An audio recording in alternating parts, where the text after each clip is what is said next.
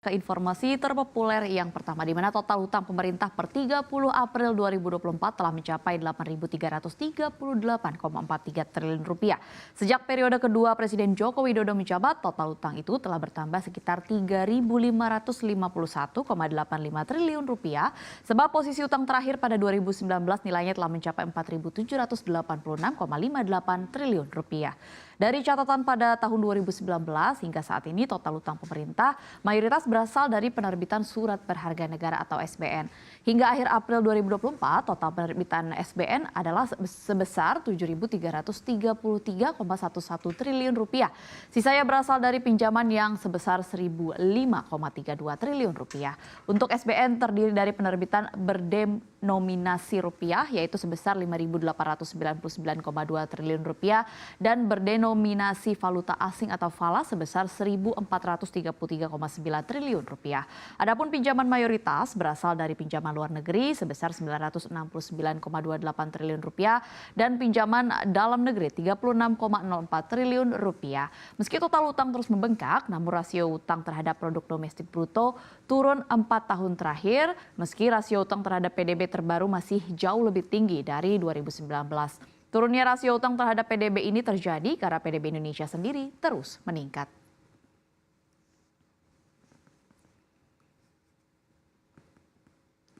Kita ke informasi terpopuler lainnya, di mana beberapa bank di Indonesia mengurangi jumlah mesin ATM yang tersebar di berbagai tempat.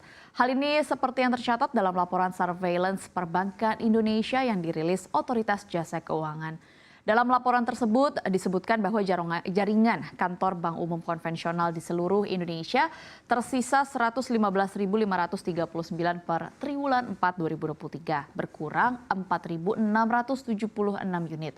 Jaringan kantor terbanyak masih didominasi oleh terminal perbankan elektronik seperti ATM, CDM, CRM sebanyak 91.412 unit. Jumlah ini menyusut 1.417 unit dari setahun sebelumnya, 92.829 unit dari 3 bulan sebelumnya. Pengamat perbankan dan praktisi sistem pembayaran Arianto Muditomo mengatakan penyebab turunnya jumlah jaringan kantor bank yang utamanya ATM karena kenyataan bahwa transaksi telah bergeser ke layanan digital. Selanjutnya ada biaya investasi dan perawatan mesin ATM yang relatif tinggi. Sedangkan dari sudut pandang nasabah, Arianto menyebutkan ada kebiasaan baru untuk menggunakan mobile banking dan mobile apps untuk transaksi keuangannya.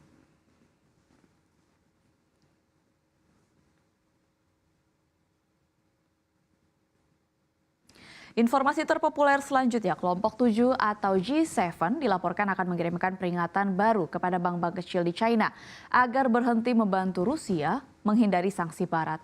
Menurut sumber yang mengetahui masalah tersebut, peringatan akan dikirim pekan depan. Para pemimpin G7 akan menggelar pertemuan puncak di Italia pada 13 hingga 15 Juni mendatang.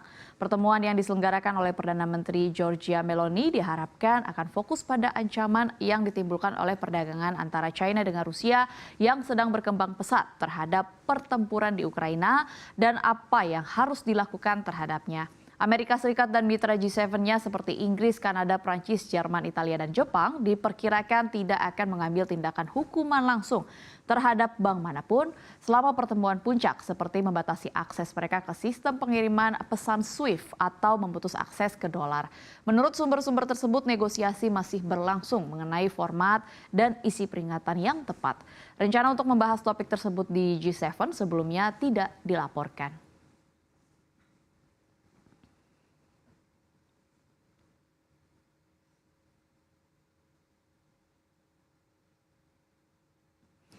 Kita ke informasi terpopuler yang terakhir, di mana kejadian matahari terbit dari barat diyakini akan terjadi. Padahal fenomena ini salah satu tanda mulainya kiamat dari kepercayaan umat muslim.